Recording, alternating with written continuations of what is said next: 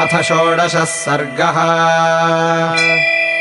सुनिविष्टम् हितम् वाक्यमुक्तवन्तम् विभीषणम् अब्रवीत् परुषम् वाक्यम् रावणः कालचोदितः।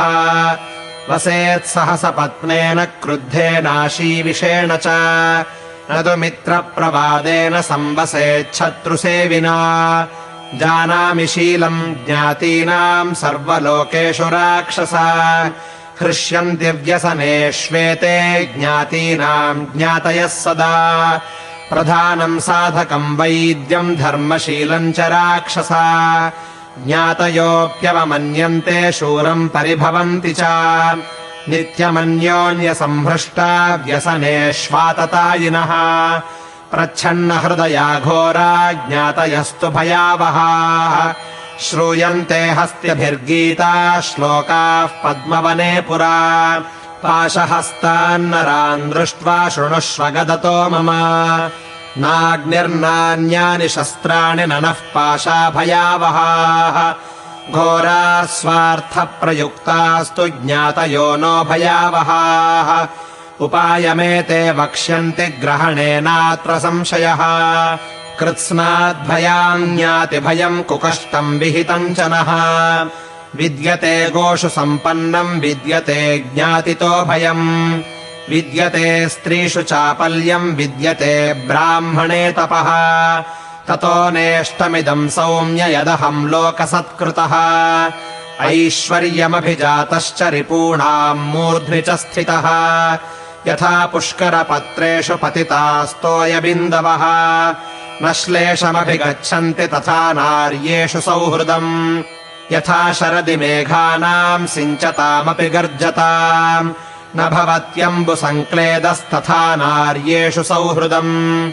यथा मधुकरस्तर्षाद्रसम् विन्दन्न तिष्ठति तथा त्वमपि तत्रैव तथा नार्येषु सौहृदम्। यथा मधुकरस्तर्षात् काशपुष्पम् पिबन्नपि रसमत्र न विन्देत तथा नार्येषु सौहृदम्। यथा पूर्वम् गजस्नात्वा गृह्य हस्तेन वैरजः दूषयत्यात्मनो देहम् तथा नार्येषु सौहृदम्। योऽन्यस्त्वेवम् विधम् ब्रूयाद्वाक्यमेतन्निशाचर अस्मिन्मुहूर्ते न भवेत् त्वाम् तु धिक्कुलपांसना। इत्युक्तः परुषम् वाक्यम् न्यायवादी विभीषणः उत्पपात गदापाणिश्चतुर्भिः सह राक्षसैः। अब्रवीच्च तदा वाक्यम् जातः क्रोधो विभीषणः। अन्तरिक्षगतः श्रीमान् भ्राता वै राक्षसाधिपम् सत्त्वम् भ्रान्तोऽसि मे राजन् ब्रूहि माम् यद्यदिच्छसि। ज्येष्ठो मान्यः पितृसमो न च धर्मपथे स्थितः। इदम् हि परुषम् वाक्यम् न क्षमाम्यग्रजस्य ते। सुनीतम् हितकामेन वाक्यमुक्तम् दशानना न गृह्णन्त्यकृतात्मानः कालस्य वशमागताः।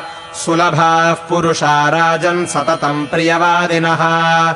अप्रियस्य च पथ्यस्य वक्ता श्रोता च दुर्लभः। बद्धम् कालस्य पाशेन सर्वभूतापहारिणः न नश्यन्तमुपेक्षे त्वाम् प्रदीप्तम् शरणम् यथा। दीप्तपावकसङ्काशैः शितैः काञ्चनभूषणैः न त्वामिच्छाम्यहम् द्रष्टुम् रामेण निहतम् शरैः।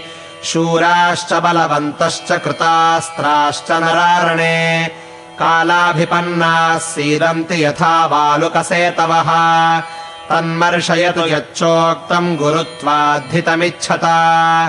आत्मानम् सर्वथा रक्ष पुरीम् चेमाम् स राक्षसाम्। स्वस्ति तेऽस्तु गमिष्यामि सुखी भव मया विना। निवार्यमाणस्य मया हितैषिणा न रोचते ते वचनम् निशाचर। परान्तकाले हि गतायुषो नराहितम् न गृह्णन्ति सुहृद्भिरीरितम्।